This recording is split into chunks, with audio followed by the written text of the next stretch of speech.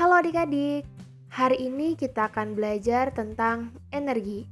Perhatikan video ini baik-baik agar kalian paham apa itu energi, bagaimana bentuknya, dan apa saja sumbernya.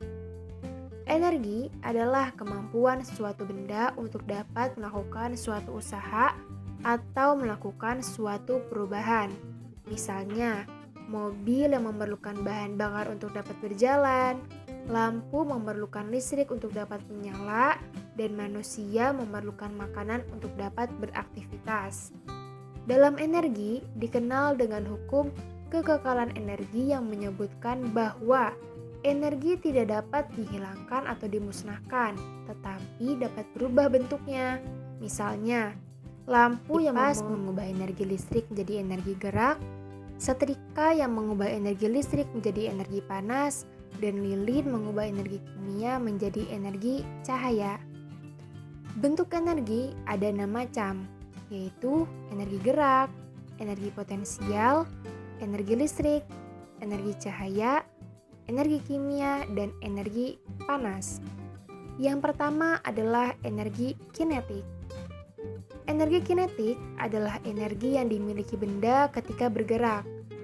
Energi kinetik berhubungan dengan kecepatan benda yang dituliskan dalam persamaan EK sama dengan setengah kali M kali V kuadrat. Dengan EK adalah energi kinetik, M adalah massa benda, dan V adalah kecepatan benda. Besarnya energi kinetik sangat dipengaruhi oleh massa dan kecepatan benda. Misalnya, seekor gajah yang sedang berlari akan mempunyai energi kinetik lebih besar daripada seorang atlet yang sedang berlari walaupun dengan kecepatan yang sama. Hal ini karena gajah memiliki massa yang jauh lebih besar daripada atlet. Jadi walaupun kecepatannya sama, namun energi kinetiknya akan tetap berbeda karena massanya pun berbeda. Lalu yang kedua adalah energi potensial, yaitu energi yang dikarenakan kedudukan atau posisi benda tersebut. Kita bisa membayangkan energi potensial ini adalah energi yang dimiliki suatu benda dan menjadi potensi untuk bergerak. Misalnya, benda-benda yang jatuh di gravitasi bumi, atau ketika benda-benda berada pada sistem benda elastis yang dimiliki energi potensial pegas. Energi potensial sangat dipengaruhi oleh kedudukan atau tinggi benda yang dituliskan dalam persamaan EP sama dengan M kali G kali H, dengan EP adalah energi potensial, M massa benda, dan G percepatan gravitasi, lalu H adalah ketinggian benda. Energi potensial terbagi menjadi dua, yaitu energi potensial gravitasi dan energi potensial pegas. Energi potensial gravitasi terjadi akibat adanya tarikan gaya gravitasi bumi yang bekerja pada benda. Jika massa benda diperbesar, energi potensial gravitasinya juga akan membesar. Dan energi potensial elastis adalah energi yang tersimpan di dalam benda elastis karena adanya gaya tekan dan gaya regang yang bekerja pada benda. Besarnya energi potensial elastis bergantung pada besarnya gaya tekan atau gaya regang yang diberikan pada benda tersebut. Kemudian yang ketiga adalah energi listrik. Pada dasarnya, energi ini berkaitan erat dengan muatan listrik yang bergerak dan aliran arus listrik.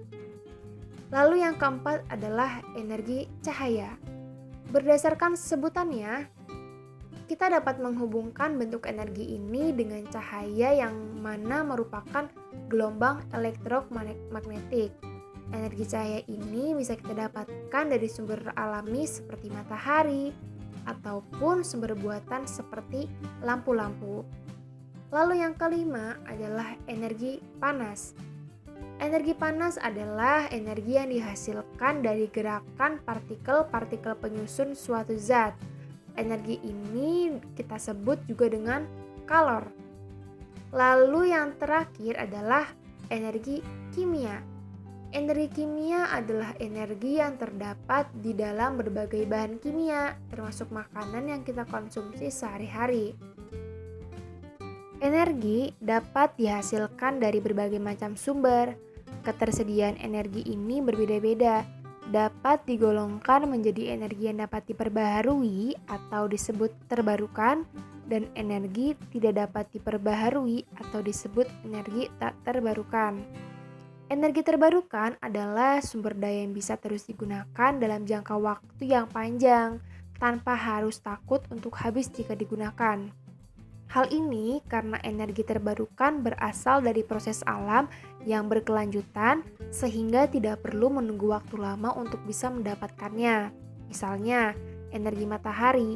Energi matahari adalah energi yang didapat dengan mengubah energi matahari melalui peralatan tertentu menjadi energi dalam bentuk lain. Energi matahari dapat juga digunakan secara langsung maupun diubah ke bentuk energi lain. Lalu, energi angin.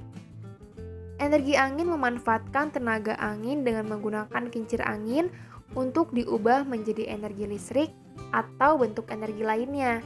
Umumnya digunakan dalam ladang angin dalam skala besar untuk menyediakan listrik di lokasi yang terisolir.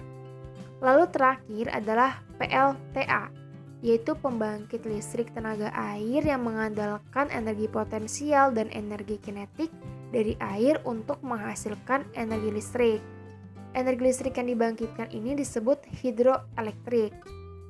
Kemudian, energi tak terbarukan adalah energi yang paling banyak dimanfaatkan manusia dan diperoleh dari sumber daya alam yang waktu pembentukannya sampai jutaan tahun.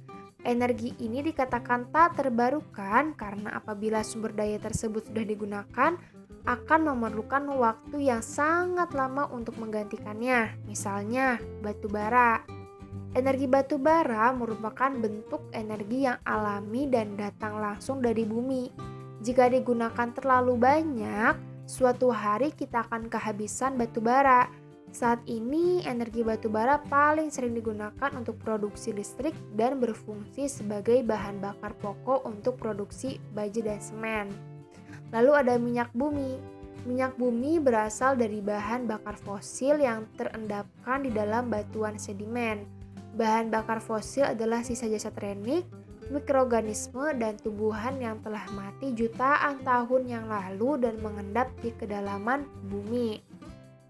Selain itu, ada pula makanan yang merupakan sumber energi bagi tubuh manusia. Energi bagi tubuh manusia berfungsi untuk kita bisa melakukan aktivitas sehari-hari seperti berolahraga, bermain, dan aktivitas lainnya. Sumber energi bagi tubuh manusia diantaranya ada karbohidrat, protein, dan lemak. Sekian pembelajaran kita hari ini mengenai energi, bentuk-bentuk energi, perubahan energi, dan sumber-sumber energi. Terima kasih dan sampai jumpa. Bye-bye.